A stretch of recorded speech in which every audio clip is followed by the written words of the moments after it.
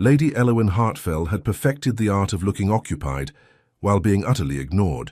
She stood near the refreshment table at Lord and Lady Ashford's grand New Year's Eve ball, pretending to examine a silver punch ladle with the intensity of a scholar studying ancient manuscripts.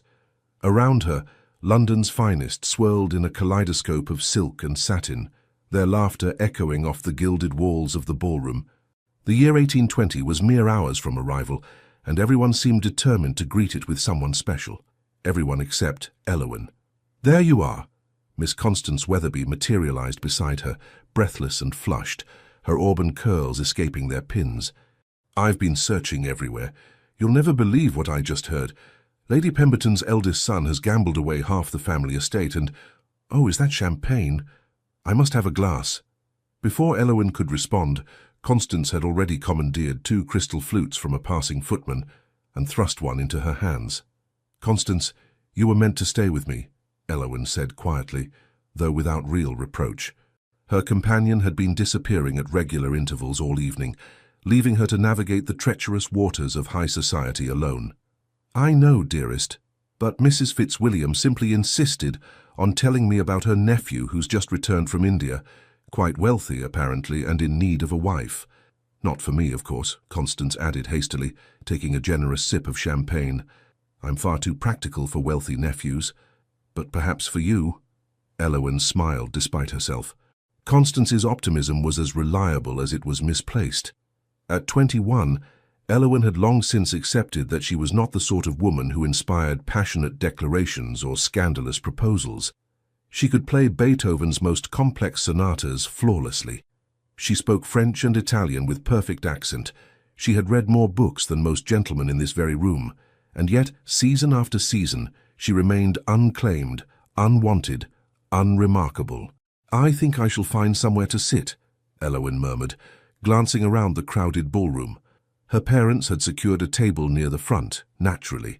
Her father's title as Earl of Hartfell ensured them proper placement among society's elite. But their table was already filled with her father's political associates and her mother's particular friends, all deep in conversation about matters that excluded unmarried daughters. "Oh, excellent idea," Constance agreed enthusiastically. "I saw Lord Ashford's nephew arrive. Positively dashing, and I must introduce myself. You don't mind, do you?" Without waiting for an answer, Constance squeezed Elowyn's hand and disappeared back into the crowd, leaving her once again alone. Elowyn took a steadying breath and began her circuit of the ballroom, searching for an available seat. This was the particular torture of such events. The constant movement, the pretense of purpose, the crushing awareness that one had nowhere to belong. The first table she approached was occupied by a group of matrons who fell silent as she neared, their eyes sweeping over her plain cream gown with barely concealed disdain. She hurried past. The second table held several young ladies from her previous season, all now married, all exchanging glances that clearly said, "Still here?" Poor thing. The third table— "Lady Elowyn! How delightful!" Lady Pemberton's voice rang out like a church bell, and Elowyn had no choice but to stop and curtsy. Lady Pemberton was seated with her daughter Arabella, a beautiful creature who had made a brilliant match last spring and never tired of mentioning it. "Do join us for a moment," Lady Pemberton continued, though the invitation was clearly perfunctory. There were no empty chairs at their table. "Thank you, but I was just looking for somewhere to sit," Arabella finished, her smile sharp as cut glass. "I'm afraid we're quite full. Perhaps you might find space near the back. I believe there are some chairs by the servants' entrance." Heat crept up Elowyn's neck. She managed a tight smile and moved on, aware of their laughter following her like wasps. She had circled nearly half the ballroom when she realized the terrible truth. There was nowhere for her. Every table was claimed, every chair occupied by someone who belonged, someone who mattered, someone who was not her. The musicians struck up a waltz, and couples flooded onto the dance floor. Elowyn found herself pressed against a marble column, invisible and alone, watching the world spin without her. This was not new. She had spent 3 seasons like this, standing at the edges, watching from corners, perfecting the art of taking up as little space as possible. But tonight, on the cusp of a new year, The loneliness felt particularly acute. She was about to retreat to the ladies' retiring room, her usual refuge, when something extraordinary happened. Across the ballroom, at the most prominent table in the entire assembly, a man stood up. Not just any man, Alistair Penrose, Duke of Wethercombe. Even from this distance he was unmistakable. Tall and broad-shouldered, with dark hair that fell rakishly over his forehead, he commanded attention simply by existing. He was the most eligible bachelor in England, perhaps in all of Europe, and had been resisting marriage for years, despite the determined efforts of every ambitious mama in London. Elowyn had never spoken to him. Women like her did not speak to men like him. And yet, as she watched, the Duke raised his hand and... was he waving? Elowyn glanced behind her. Surely he was signalling someone else, a friend perhaps, or... "Yes, you." His voice carried across the ballroom, rich and amused. "Are you there by the column?" The music faltered. Conversations died. Every eye in the ballroom turned first to the Duke, then followed his gesture to... Elowyn felt her heart stop. He was looking directly at her. The Duke of Wethercombe was waving at her. "Don't just stand there," he called out, his smile widening. "Come here." For one wild moment, Elowyn considered fleeing. This had to be a mistake, a joke, a cruel trick. Dukes did not wave at wallflowers. Dukes did not even notice wallflowers. But the entire ballroom was watching now, and she had no choice but to move. Her legs felt like water as she crossed the dance floor.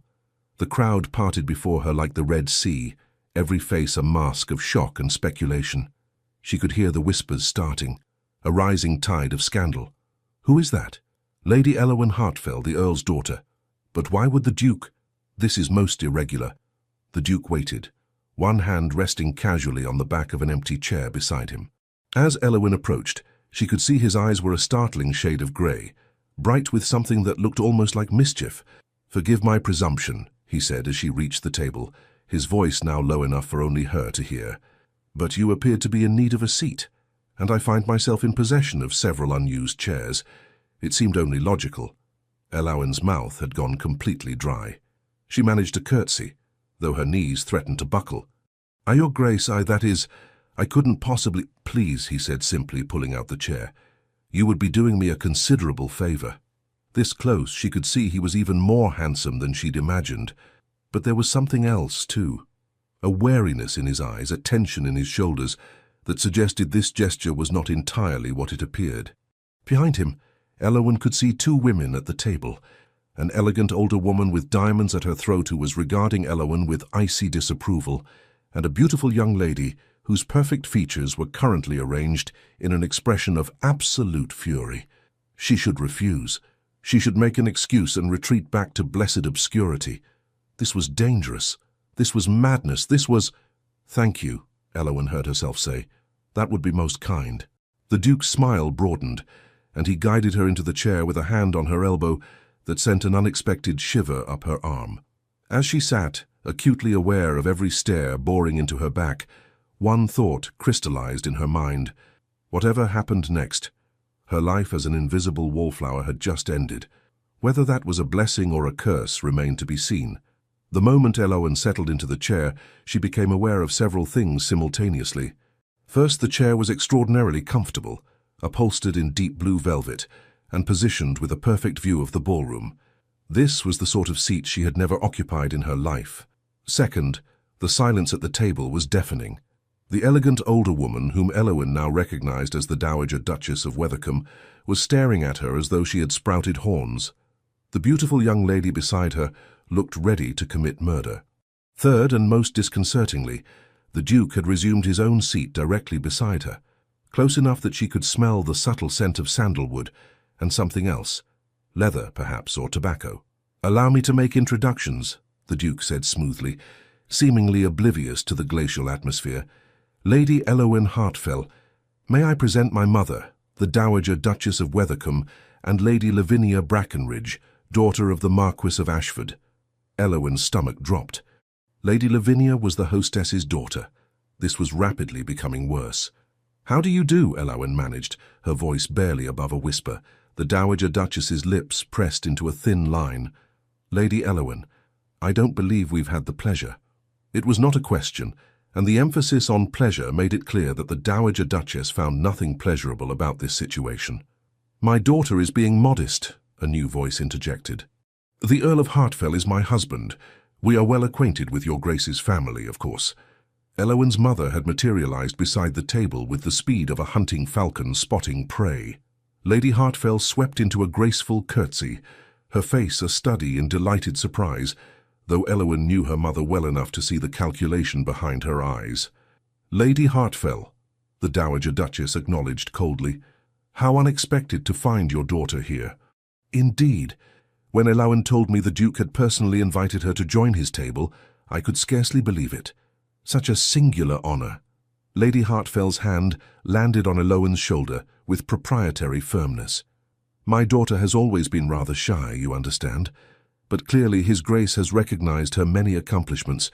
She plays the pianoforte beautifully and speaks 3 languages." "Mother," Elowen whispered urgently, mortification washing over her in waves.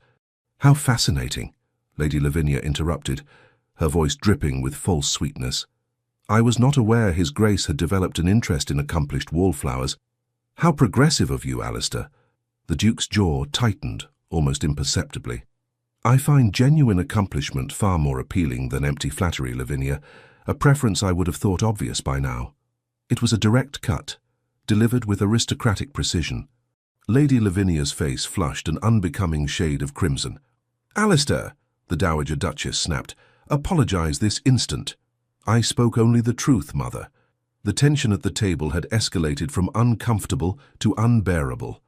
Lady Hartfell, sensing an opportunity for strategic retreat, squeezed Elowen's shoulder one final time. "Well, I shall leave you young people to become better acquainted. Elowen, I expect you shall tell us all about it later." She swept away, leaving Elowen trapped between the Duke's inexplicable hospitality and his family's obvious hostility.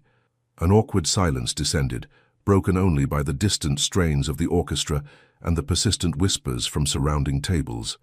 "So," the Duke said at length, turning to face Elowen with what appeared to be genuine interest, "3 languages? That's quite impressive." Elowen blinked. Was he actually attempting conversation? "French and Italian, Your Grace." "Hardly remarkable. On the contrary, I find most people can barely manage 1 language properly, let alone 3. Do you also torture yourself with Latin?" Despite her terror, Elowen felt a smile tug at her lips. "Only enough to read the classics.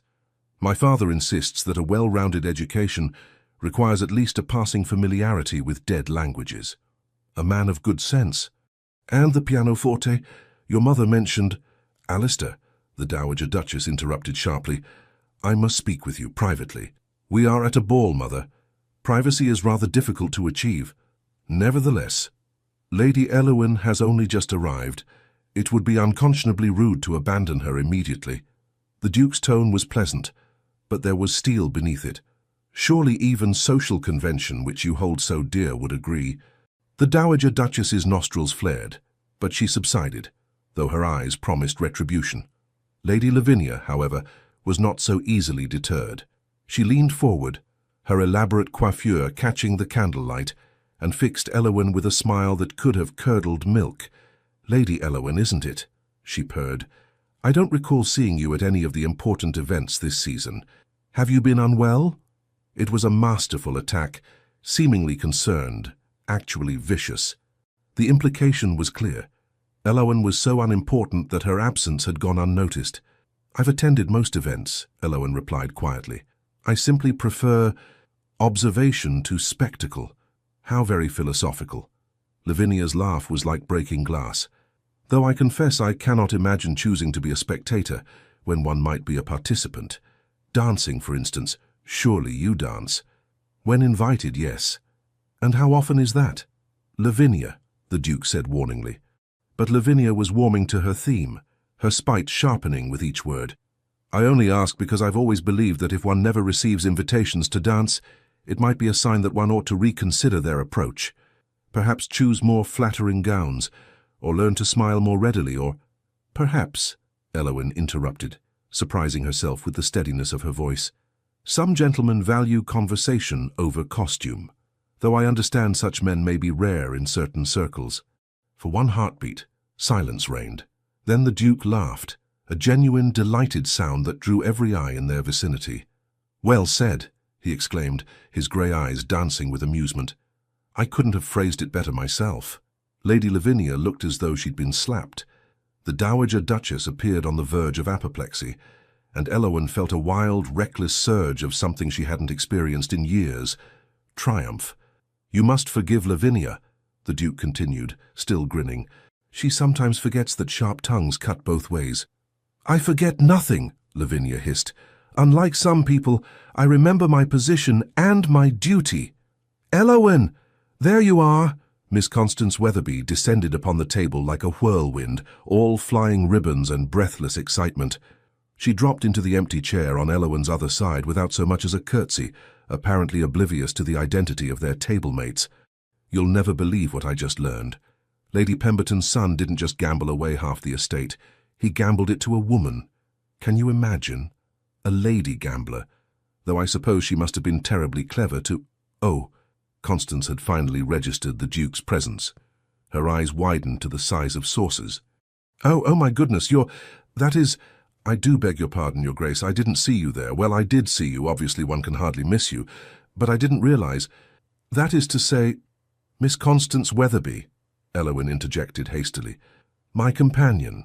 Constance, His Grace the Duke of Wethercombe, the Dowager Duchess, and Lady Lavinia Brackenridge." Constance executed an awkward half-curtsy from her seated position, nearly knocking over a wine-glass in the process. "Such an honor. Though I must say I'm terribly confused about how Elowen ended up at your table, Your Grace. When I left her, she was by the punch bowl, and now she's here, and—" She gasped suddenly, her hand flying to her mouth. "Oh, did something scandalous happen? Was there drama? Did I miss everything important?" The Duke's grin widened. "I'm afraid the drama has only just begun." And he was right, because at that moment, the Dowager Duchess rose to her feet with the ominous grace of a gathering storm, fixed Elowen with a look of pure aristocratic disdain, and announced in a voice that carried across the ballroom, "I find myself in need of air. Lavinia, attend me." It was a command, not a request. Lady Lavinia stood as well, though reluctance showed in every line of her body. She bent close to the Duke's ear, her voice pitched low but not quite low enough. "This isn't over, Alistair. Whatever you think you're accomplishing with this stunt, I promise you it will end badly." Then she swept away in her mother's wake, leaving behind a trail of expensive perfume and palpable fury. The moment they were gone, Constance let out a long, low whistle. "Well," she declared cheerfully, "that was absolutely terrifying. What on earth did you do to anger them so?" The Duke leaned back in his chair, looking remarkably pleased with himself. "I invited Lady Elowen to sit down. Apparently that was sufficient provocation." "Sufficient provocation for what?" Elowen demanded.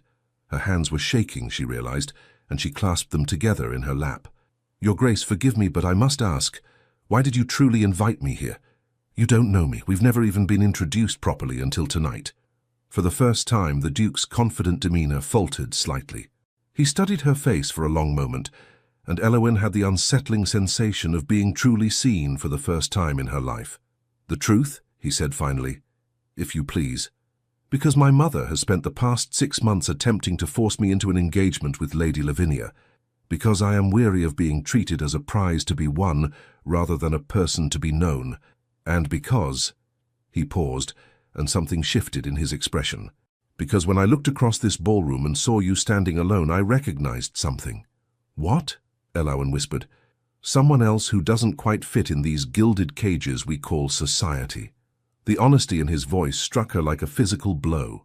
For 3 years she had believed herself alone in her isolation, a singular failure in a world of successes. But the Duke of Wethercombe, powerful, wealthy, coveted, was telling her he understood. "So this was an act of rebellion," she said slowly. "Not kindness. Can it not be both?" Before Elowen could formulate a response, Constance interjected with characteristic tactlessness. "This is wildly romantic. Though I must point out, Your Grace, if you wanted to avoid Lady Lavinia, you've chosen a rather dramatic method. Couldn't you simply have told her you weren't interested?"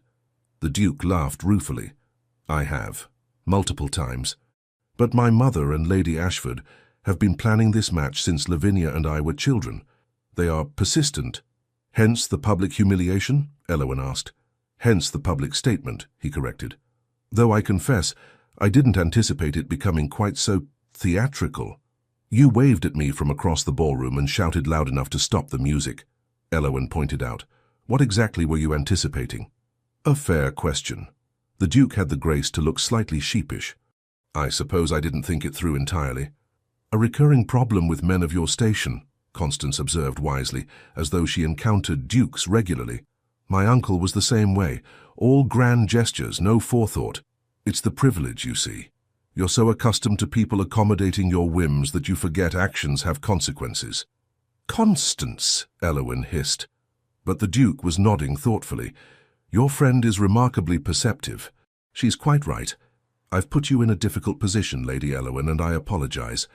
By tomorrow morning, every gossip in London will be speculating about our connection. They're already speculating, Constance pointed out cheerfully, gesturing toward the dozens of people who were still staring unabashedly at their table. Elowen's stomach churned. This was exactly what she'd always avoided. Attention, scandal, the cruel scrutiny of society's judgment. She should be furious. She should stand up and walk away, consequences be damned. And yet, the Duke was watching her with those remarkable grey eyes, and she could see genuine concern there, tinged with something that might have been hope. What happens now? She asked quietly. He smiled. A real smile this time, not the practiced charm he'd shown before. Now? Now I believe we have a conversation. A genuine one, free from pretense or expectation. And then, if you're willing, perhaps a dance. I've been told I'm tolerable at the waltz. Just tolerable? Constance inquired with interest. I'm attempting modesty. It's not my strongest attribute. Despite everything, the stares, the mortification, the impossible situation, Elowen laughed. It bubbled up from somewhere deep inside, unexpected and genuine, and once it started she couldn't quite stop. The Duke's answering grin was like the sun breaking through clouds. Tell me, he said, leaning forward with evident interest, which classic author do you prefer, Ovid or Virgil?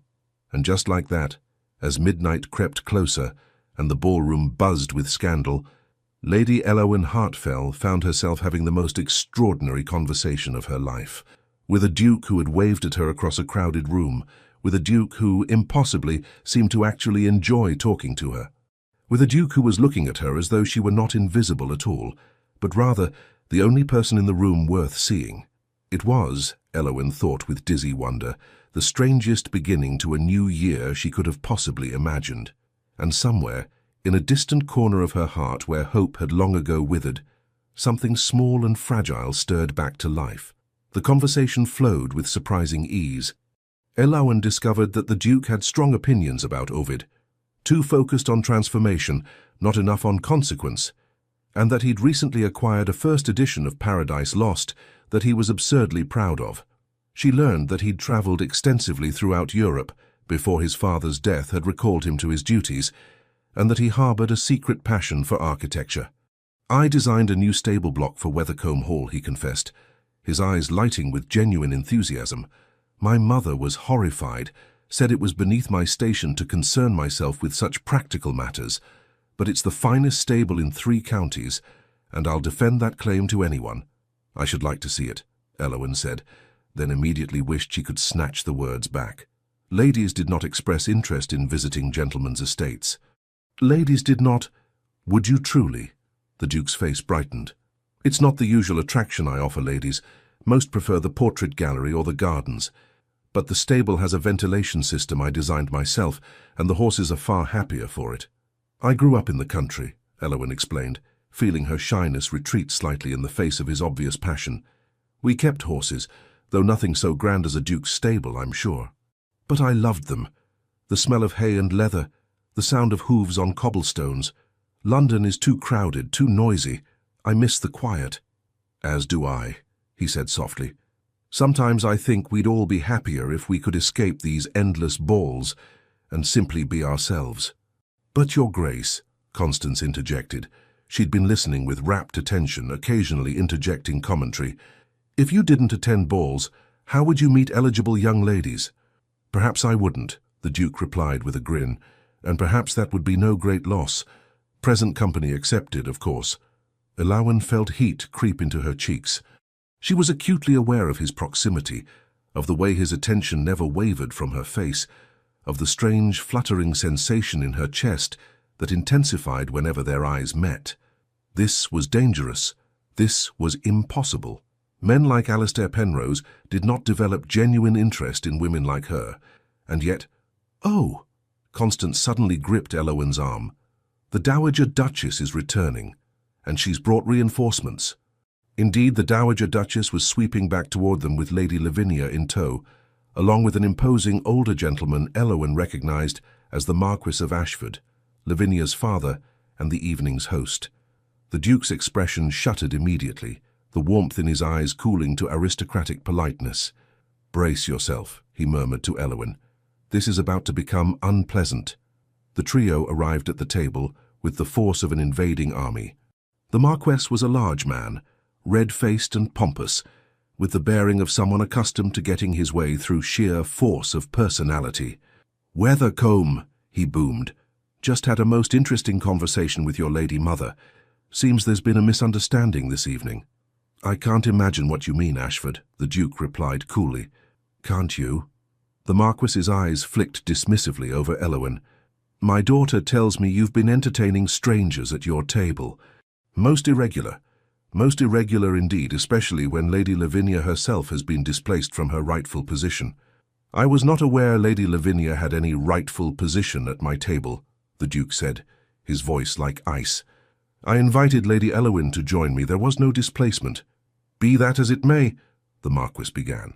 "Father," Lavinia interrupted, her voice syrupy sweet. "Perhaps we might discuss this more privately. I'm sure Lady Elowen understands that she's inadvertently caused some confusion. A woman of breeding would naturally wish to avoid creating a scene. It was expertly done, a dismissal wrapped in false courtesy, designed to shame Elowen into retreating, and it very nearly worked." Elowen half rose from her chair, her instinct for self-preservation screaming at her to flee. But the Duke's hand moved to cover hers on the table, a brief warm pressure that stilled her completely. "Lady Elowen has caused no confusion," he said quietly. "The confusion, if any exists, stems from certain parties who persist in believing they may dictate my choices." The Dowager Duchess drew herself up to her full, formidable height. "Alistair, you will come with me this instant. We shall discuss this privately." "No." The single word fell like a blade. Elowen felt rather than saw the collective gasp that rippled through the nearby tables. "I beg your pardon." The Dowager Duchess's voice could have frozen fire. "I said no, Mother. I am 29 years old. I am the Duke of Weathercombe, head of my family, and possessed of all my faculties. I choose my own company, and tonight I choose Lady Elowen's." For a moment, Elowen thought the Dowager Duchess might actually strike her son. The older woman's face had gone pale with fury, her diamond necklace glittering like ice at her throat. "You are making a grave mistake," she hissed. "Perhaps, but it will be my mistake to make." Lavinia's composure finally cracked. "This is absurd," she cried, her voice rising shrilly. "You cannot seriously prefer that. That wallflower to me, she's nothing, she's nobody. She doesn't even know how to dress properly." "Lavinia!" her father barked, but the damage was done. Lavinia's beautiful face had twisted with spite, her eyes bright with furious tears. 3 years, she spat. 3 years I've waited for you to notice me, to see me as more than just another pretty face in a ballroom. I've been patient, I've been gracious. I've done everything right. And for what? So you can humiliate me publicly by waving at some pathetic spinster who couldn't attract a husband if she tried. Lavinia, that is quite enough, the Marquis thundered. But Lavinia was beyond restraint. She whirled on Elowen, her fury finding its true target. "You think this means something? You think because he spoke to you for one evening, you've somehow won? You're delusional. Tomorrow he'll remember who you really are, nothing more than the Earl's disappointing daughter. And I'll still be here waiting, because unlike you, I understand how this works." The words struck home with devastating accuracy. Every fear Elowen had ever harbored about herself, every cruel thought she'd tried to suppress, came flooding back in a rush. She was nothing. She was nobody.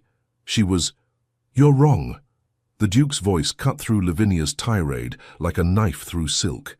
He stood, drawing himself to his full height, and fixed Lavinia with a look of such cold disdain that she actually took a step backward. "You're wrong about Lady Elowen," he continued, his voice carrying across the ballroom with perfect clarity.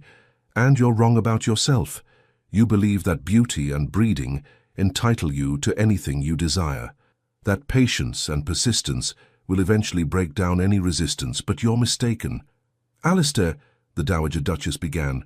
"No, Mother, this ends now." He turned to face Elowen, and his expression softened. "Lady Elowen, would you do me the honor of dancing with me?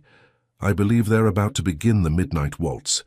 Elowen's heart was racing so fast she could barely hear her own thoughts. The entire ballroom was watching. The orchestra had indeed paused, preparing for the traditional midnight dance that would ring in the new year. If she accepted, there would be no going back. Tomorrow, every newspaper in London would carry the story. Her name would be linked with the Duke's. She would become the subject of endless speculation and jealousy. If she refused, she would return to invisibility, but also to safety, to the known quantity of her ordinary, overlooked life. "Say yes," Constance hissed beside her. "For heaven's sake, Elowen, say yes." Elowen looked up into the Duke's grey eyes and saw something there that made her decision suddenly, startlingly simple. He was offering her a choice. Not making demands, not issuing commands, just asking, truly asking. "Yes," she whispered. "I would be honored." His smile could have lit the entire ballroom. As he led her onto the dance floor, Elowen was dimly aware of the chaos erupting behind them. Lavinia's shriek of outrage, the Dowager Duchess's sharp commands, the Marquis's blustering protests. But it all seemed to fade into background noise as the Duke's hand settled at her waist and his other hand clasped hers. "I should warn you," he murmured as the first strains of the waltz began. "I may have exaggerated my dancing ability, and I may have exaggerated my courage," Elowen replied, her voice trembling. "I've never been the center of attention before. I'm not certain I can bear it." "Then don't look at them, look at me." She did. And as they began to move, swirling across the polished floor in perfect time to the music, Elowen discovered something remarkable. When she focused solely on him, on the warmth of his hand, the steadiness of his gaze, the slight smile playing at his lips, the rest of the world truly did disappear. "You're an excellent dancer," she said after a moment. "As are you. Who taught you?" "My governess. She said every lady should know how to waltz, even if she never gets the chance." Elowen paused. "I never imagined I would, especially not like this." "Neither did I," the Duke admitted. "I've danced at 100 balls, with 100 different partners, but I've never once enjoyed it until tonight." "You're just saying that to be kind." "I'm saying it because it's true." He spun her gently, and Elowen found herself laughing despite her nerves. "You have an unfortunate habit of not believing compliments, Lady Elowen. Has no one ever told you how remarkable you are?" "No," she said honestly, "because I'm not. I'm ordinary. "You're clever," he interrupted. "You're honest. You speak your mind, even when it frightens you. You read Virgil and play Beethoven and speak 3 languages. You made me laugh within 5 minutes of meeting me, something no one else has managed in months. And when Lady Lavinia attacked you, you didn't crumble or flee. You stood your ground." "I nearly didn't," Elowen confessed. "I wanted to run, but you didn't. That's what courage is, being afraid and acting anyway." Around them, other couples had joined the dance, though Elowen barely noticed. The music swelled, building toward the final crescendo that would mark midnight's arrival. "Your Grace," she said softly, "what happens after tonight?" The Duke's expression grew serious. "That rather depends on you." "On me?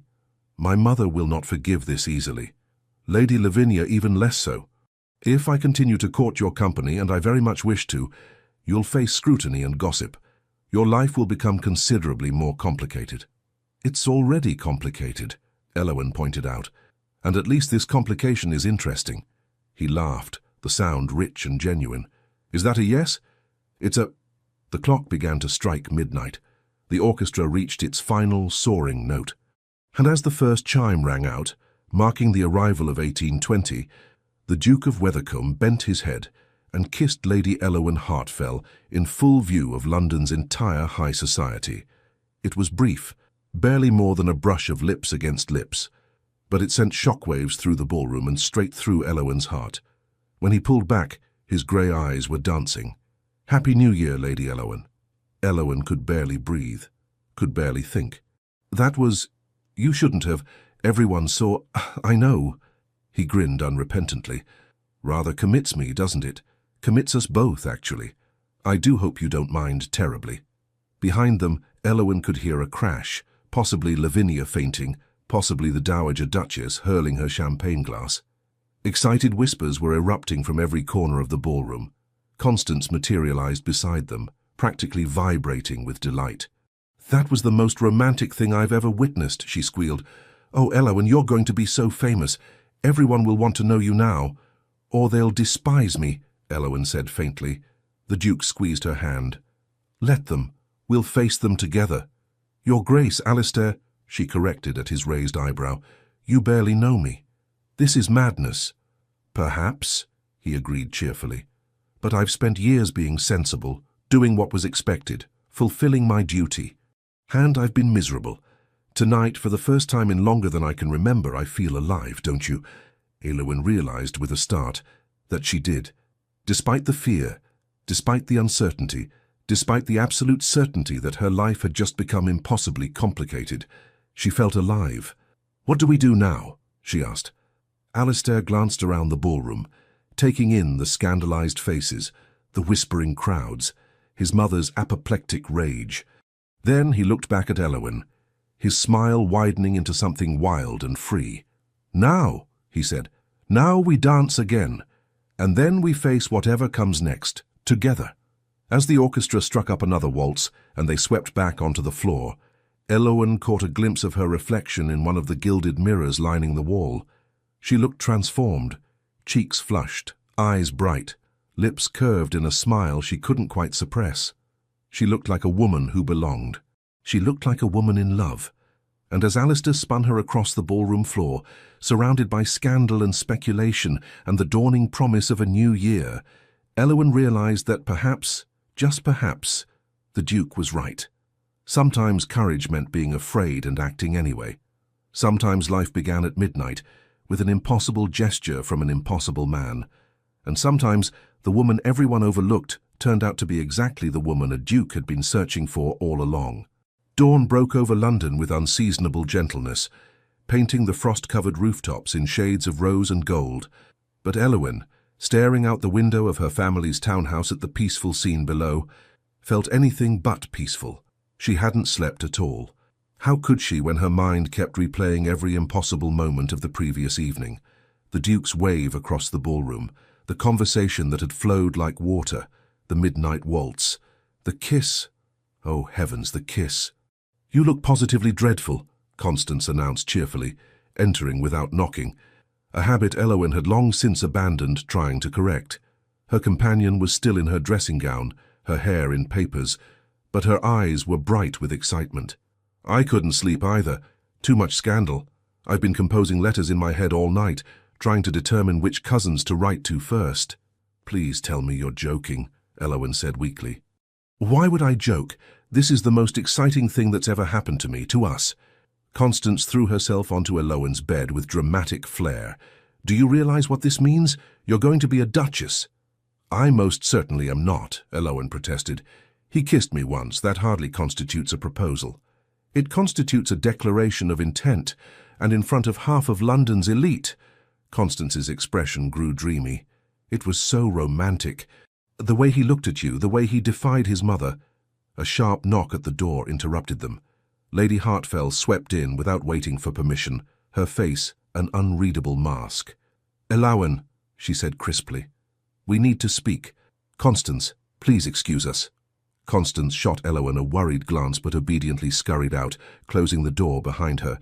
Lady Hartfell settled into the chair by the window, her posture perfect, her hands folded in her lap.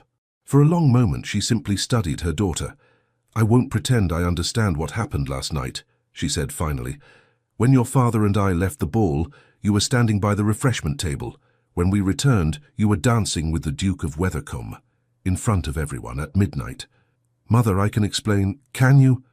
Lady Hartfell's expression remained neutral. Can you explain why the most eligible bachelor in England suddenly decided to court public scandal by singling you out? The words stung, even though Elowen had been asking herself the same question all night.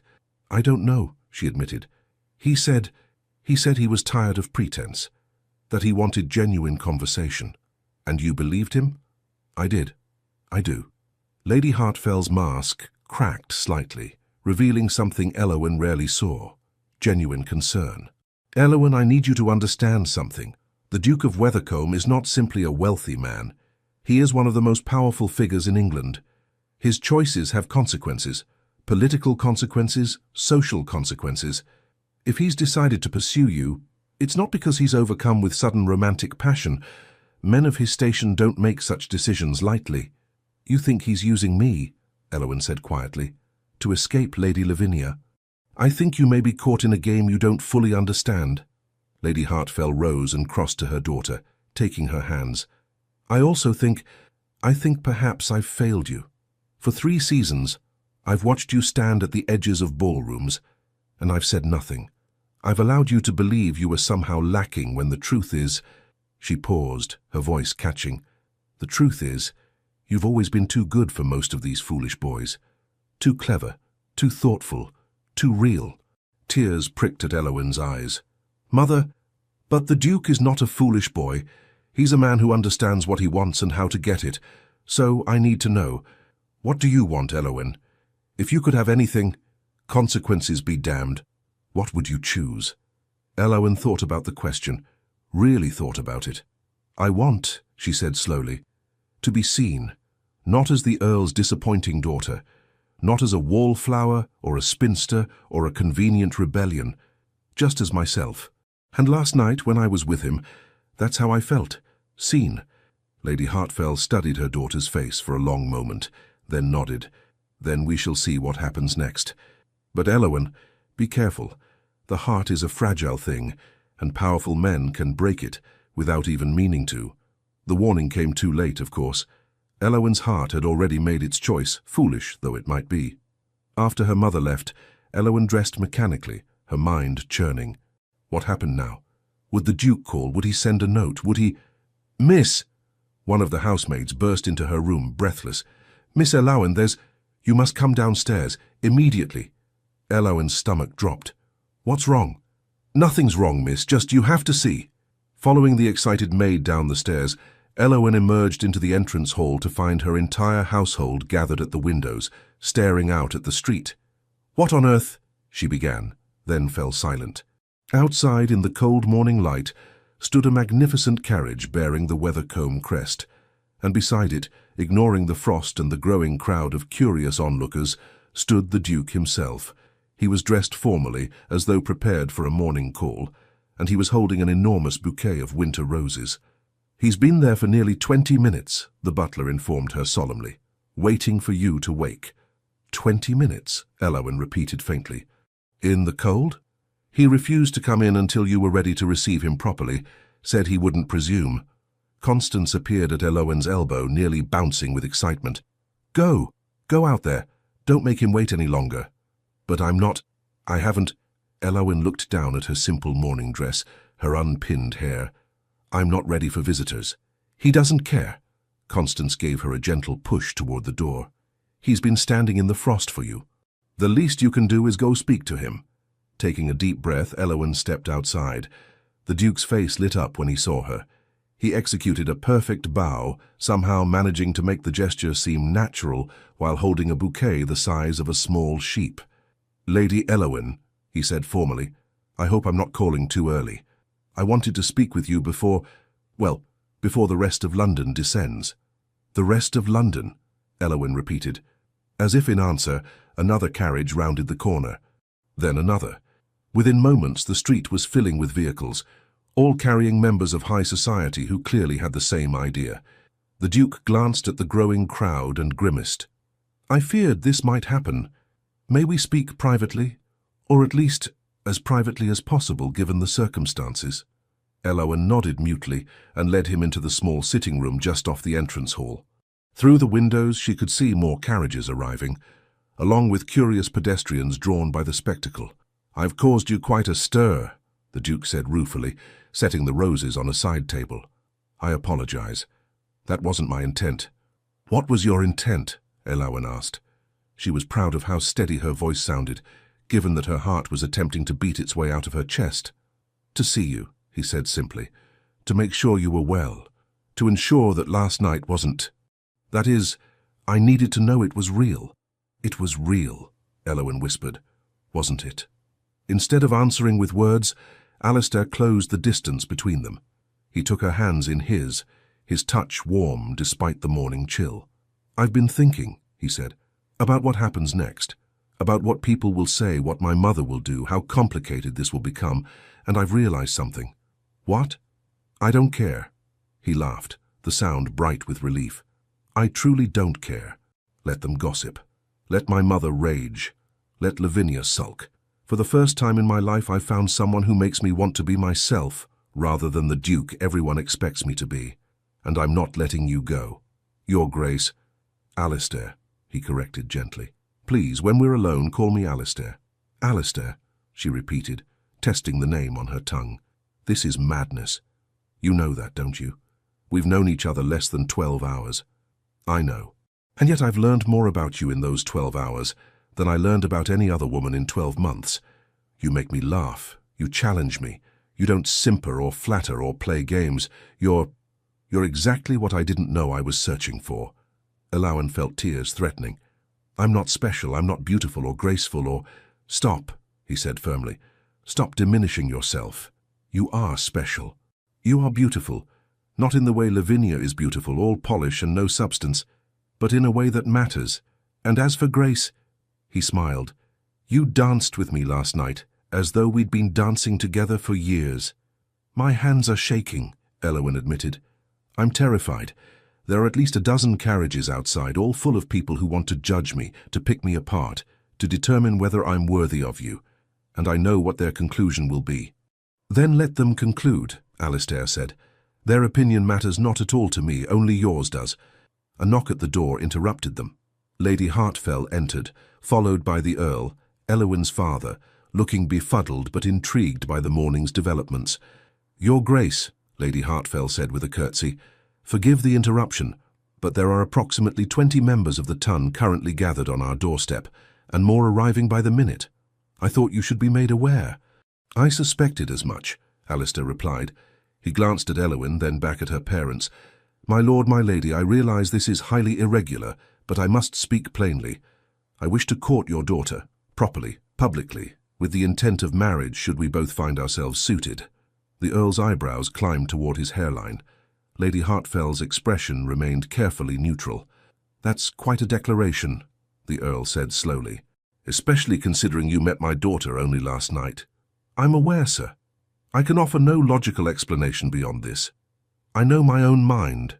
I've known it since I was old enough to think for myself.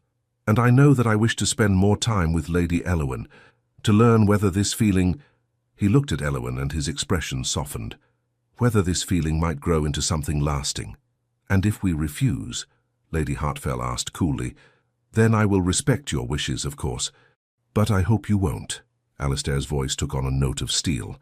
"I hope you'll give your daughter the opportunity to make her own choice." The Earl looked at his wife, then at Elowyn. "What do you say, daughter? Do you wish to encourage his Grace's suit?" All eyes turned to Elowyn. This was the moment, the choice that would determine everything that came after. She thought about her mother's warning, about the complications, the scandal, the very real possibility of heartbreak. She thought about 3 years of standing alone at balls, of being invisible, of believing she would never be chosen. And she thought about last night, about feeling seen, about dancing, about a midnight kiss that had turned her world upside down. "Yes," she said clearly, "I do." The Duke's smile could have lit the entire house. "Then that's settled," the Earl declared, looking somewhat bemused by the entire situation. "Though I must say, Your Grace, you certainly don't do things by halves." "Never, sir. I find half measures unsatisfying." "You should know," Lady Hartfell interjected, "that your mother has already called twice this morning. She seemed displeased." Alistair's expression hardened slightly. I imagine she was. She'll have to accustom herself to disappointment. And Lady Lavinia is not my concern. He turned to Elowen. Though I must warn you, she won't accept this gracefully. There will be unpleasantness. I can bear unpleasantness, Elowen said with more confidence than she felt, especially if— She paused, feeling herself blush. Especially if I don't have to face it alone. Never alone, Alistair promised. That's rather the point. A commotion from the entrance hall drew their attention. Raised voices, the sound of someone arguing with the butler. Speaking of unpleasantness, Lady Hartfell said dryly, that sounds like the Dowager Duchess. She was right. Moments later, the Dowager Duchess swept into the sitting room like an avenging angel, with Constance trailing behind, wringing her hands. I tried to stop her, Constance squeaked, but she just swept right past. Alistair, the Dowager Duchess said icily, ignoring everyone else in the room. We are leaving now. No, Mother, we are not. I beg your pardon? I said no. Alistair's voice remained calm but firm. I'm calling on Lady Elowen, as is proper. You have no authority to prevent me. The Dowager Duchess's face flushed with anger. I am your mother. I raised you. I have every authority. You raised me to be Duke, Alistair interrupted, to understand duty, honour, responsibility, and part of that responsibility is making my own choices about my future. I'm choosing Lady Elowen. You've known her for one evening. One evening, Alistair. This is infatuation, nothing more. It will pass. Perhaps, Alistair agreed, or perhaps it won't. But either way, I intend to find out. The Dowager Duchess turned her icy gaze on Elowen. You did this deliberately. You schemed, you plotted. I did no such thing, Elowen found herself saying, her own temper rising.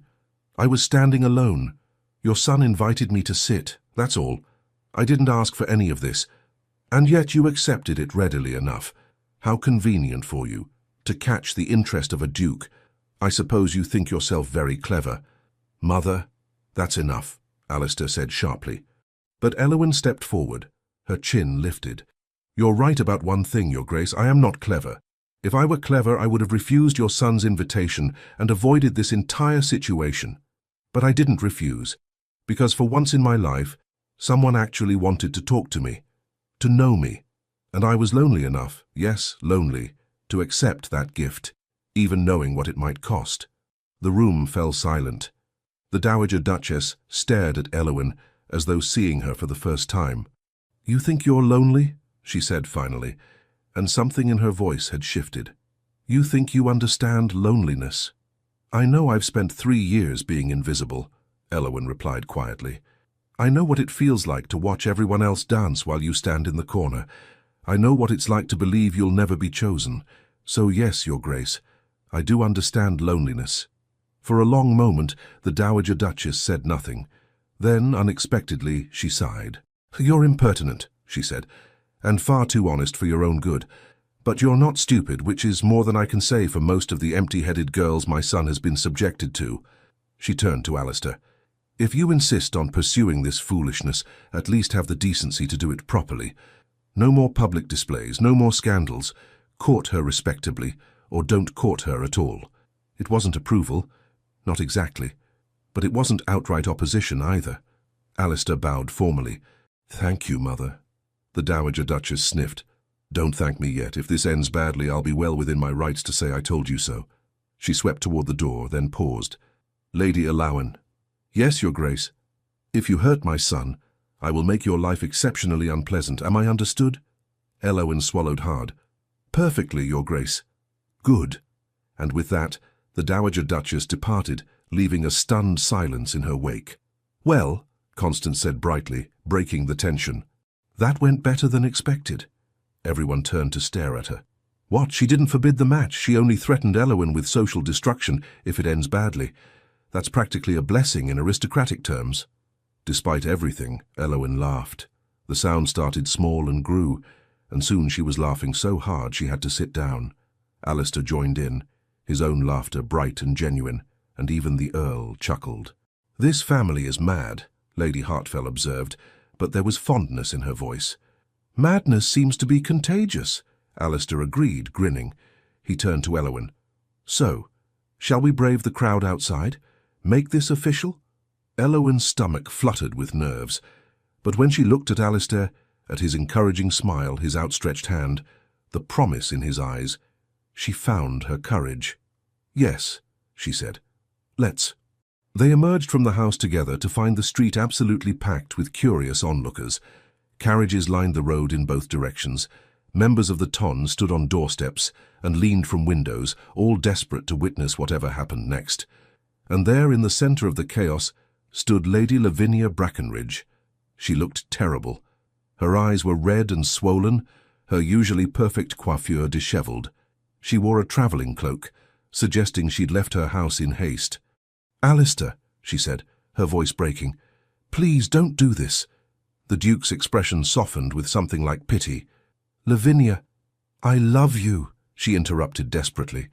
"I've loved you since we were children. Everything I've done, everything I've been, it was all for you, to be worthy of you. And now you're throwing that away for her." She gestured wildly at Eowyn. "She's nothing special. She can't give you what I can." "What can you give me, Lavinia?" Alistair asked gently. "Besides your father's political connections and a lovely face? I can give you a proper duchess, someone who understands this world, who knows how to manage a household, someone who would make me miserable," Alistair finished. "Lavinia, I'm sorry, truly, but you don't love me. You love the idea of being a duchess. There's a difference." "That's not true." Tears were streaming down Lavinia's face now. "I do love you. I would do anything for you." "Then be happy for me," Alistair said. "Let me go. Find someone who will love you for who you are, not what you represent. There is no one else," Lavinia whispered brokenly. "There's only ever been you." Eowyn felt an unexpected surge of sympathy. She knew what it felt like to want something desperately and believe you'd never have it, to watch others get what you craved while you stood alone. "Lady Lavinia," she said quietly, stepping forward, "I know you don't want to hear this from me. But you're beautiful and accomplished and—" "Don't!" Lavinia spat. "Don't you dare pity me. You've won. Isn't that enough?" "I wasn't trying to win anything," Eowyn said. "I was just trying to survive one more ball." Something flickered in Lavinia's eyes. Surprise, perhaps, or recognition. For just a moment she looked less like a rejected beauty and more like a woman who understood loneliness after all. Then the Marquis of Ashford arrived, red-faced and furious. He took his daughter's arm firmly. "Come, Lavinia. You're making a spectacle of yourself. Father, please." "Now, Lavinia." As her father led her away, Lavinia looked back once. Her eyes met Eowyn's, and in that moment something passed between them. Not friendship, perhaps, but understanding. The crowd began to disperse slowly, disappointed that the confrontation had ended without more drama. Within an hour, the street had returned to normalcy, though Eowyn knew the gossip would continue for weeks. "Well," Alistair said, watching the last carriage depart, "that was exhausting. Shall we go for a walk in the park? Somewhere slightly less dramatic?" "In January?" Eowyn asked. "I find I quite enjoy the cold. Clears the head wonderfully." He offered his arm. "Unless you'd prefer to stay here and receive the 17 other callers who are undoubtedly on their way." "The park sounds lovely," Eowyn said quickly, taking his arm. Constance insisted on accompanying them as chaperone, though she had the tact to walk several paces behind, humming cheerfully to herself. As they strolled through Hyde Park, the frost crunching beneath their feet, Eowyn felt some of her tension finally ease. The morning's drama receded, replaced by the simple pleasure of Alistair's company. "Tell me something," he said after a comfortable silence. "What do you actually want? Not what you think you should want, or what others expect. What would make you happy?" Eowyn considered the question carefully. "I want," she said slowly, "to be useful, to matter. I've spent so long feeling like I'm just taking up space, waiting for my life to start. I want to do something meaningful." "Such as?" "I don't know exactly. Perhaps work with the charity schools? I love children and I've always thought I could teach. Music, languages, even just basic reading." She glanced at him nervously. "I know that's not very Duchess-like." "On the contrary," Alistair said warmly, "it's exactly Duchess-like. My grandmother ran 3 charity schools and a foundling hospital. said it was the most important work of her life. Truly, truly. The Weathercombe estate has always been involved in local welfare. It's part of our responsibility. I'd be honored if you wanted to continue that tradition. The casual way he said, if you wanted, as though her becoming a duchess was a foregone conclusion, should have terrified her. Instead, it sent a warm glow through her chest. They walked on, talking about everything and nothing. Alistair told her about his estate, his horses, his plans for improving tenant housing. Eowyn shared her love of music, her secret dream of composing her own pieces someday. I'd like to hear you play, he said. Perhaps you might visit Weathercombe Hall, with your parents, of course, and the indefatigable Miss Constance as chaperone. I would like that very much. Then consider yourself invited. Next week? Next week, Eowyn agreed, her heart soaring. As they completed their circuit of the park and returned to Elowyn's house, Alistair paused at the doorstep. I should let you rest, he said. Last night was overwhelming and this morning even more so. But Lady Eowyn, I want you to know something. Yes? This isn't a passing fancy. It's not rebellion or impulse. When I look at you, I see someone I could build a life with. A real life, not just an arrangement. He took her hand gently. I know it's early. I know we have much to learn about each other. But I wanted you to know where I stand. Eowyn felt tears prick her eyes. Where I stand, she said softly, is beside you, for as long as you'll have me. His smile was like sunrise. Then I believe we understand each other perfectly. He kissed her hand, a proper, respectful gesture this time, and departed, leaving Eowyn standing on the doorstep with Constance, watching his carriage disappear around the corner. Well, Constance said, sighing happily, that was the most romantic morning I've ever witnessed. And I once saw Lord Pemberton propose to his wife at a musicale, though that ended badly when it turned out he was already married to someone else. But this is true love. Eowyn laughed, linking her arm through her friend's. Don't let's get carried away, it's only been one day. Sometimes one day is all it takes, Constance replied wisely. Sometimes the heart knows immediately. As they entered the house, Eowyn thought about those words. Could the heart truly know so quickly? Was it possible to feel this certain about someone you'd just met? She didn't know, but she knew she wanted to find out. 6 months later, the wedding of Lady Eowyn Hartfell and His Grace the Duke of Weathercombe was declared the social event of the 1820 season. It took place at St. George's in Hanover Square on a bright June morning with half of London's elite in attendance. Eowyn wore cream silk embroidered with tiny roses and carried the same winter roses Alistair had brought to her house that New Year's morning, preserved through careful drying and tied with blue ribbons. The Dowager Duchess, true to her word, had not made things easy. But as she watched her son pledge his life to the woman he loved, even she had to admit, grudgingly, that Eowyn had surprised her. The new Duchess was intelligent, capable, and genuinely devoted to both Alistair and the responsibilities of her new position. She was also, the Dowager Duchess noted with approval, remarkably good at managing the estate accounts. Apparently, all those years of being overlooked had taught her to be observant. Lady Lavinia had not attended the wedding. She'd left for Bath in March and had recently announced her engagement to a wealthy viscount, a man who, society noted with interest, bore a striking resemblance to the Duke in temperament, if not in title. Apparently, Lavinia had finally accepted that some matches were not meant to be. Miss Constance Weatherby served as Eowyn's maid of honour and cried so copiously during the ceremony that she had to be supplied with 3 handkerchiefs. And the Earl and Lady Hartfell, watching their daughter marry the man she loved, felt something they hadn't felt in years. Pride.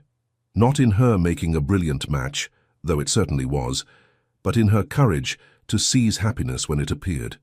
At the wedding breakfast, as the assembled guests raised their glasses in toast after toast, Alistair leaned close to his new wife. "Are you happy?" he murmured. Eowyn looked around the room, at her parents beaming with pride, at Constance chatting animatedly with anyone who would listen, at the Dowager Duchess actually smiling, at all the faces that had once ignored her now celebrating her joy. But mostly she looked at Alistair, at the man who had seen her when she was invisible, who had chosen her when no one else had, who had turned her loneliest night into the beginning of her greatest adventure. "I am," she said simply. Are you? I am, he replied, taking her hand, though I confess I sometimes wonder what would have happened if I hadn't waved at you that night. Elowyn smiled. Then I suppose we should both be grateful you did. Grateful for my dramatic tendencies? Grateful for your courage. It takes courage to reach across a ballroom for someone who doesn't fit in, to choose connection over convention. It takes courage to accept that reach, Alistair countered, to step into the unknown. Then we were both courageous, Elowyn decided. What a good foundation for a marriage. He laughed and raised his glass. To courage, and to lonely wallflowers who turn out to be exactly what dukes have been searching for all along. To dukes who wave across crowded ballrooms, Elowyn added, and to New Year's that change everything. Their glasses chimed together, the sound bright and clear as a bell. And as they looked at each other, really looked, seeing not titles or expectations but simply each other, both of them thought the same thing. Sometimes love arrives with fanfare and scandal and a midnight kiss. Sometimes it begins with a simple wave and the courage to respond. Sometimes the woman everyone overlooks becomes the woman everyone remembers. And sometimes, just sometimes, lonely people find exactly who they were meant to find, exactly when they stopped looking. The story of the Duke and the Wallflower would be told for years to come, in drawing rooms and at balls, whenever someone needed proof that love could bloom in the most unexpected places. But for Elowyn and Alistair, the story was just beginning, and they were very much looking forward to writing the rest of it. Together? The end. The loneliest people are often the kindest, because they understand what it feels like to be unseen. And when two lonely souls finally see each other, they create something extraordinary. From the personal diary of Elowyn Penrose, Duchess of Wethercombe. Thank you so much for joining us until the very end of this unforgettable story. If this tale touched your heart, please subscribe to our channel, leave a comment, like and share this video with someone who needs a little love and hope today. Your support from the bottom of our hearts helps us stay motivated to keep telling these stories, filled with romance, redemption, and unexpected twists that remind us of the beauty of being seen and loved. And don't forget, another story suggestion will appear at the end of this video. Click it and let yourself be surprised by another breathtaking romance from our collection. Thank you for being here. The Legends of Love team.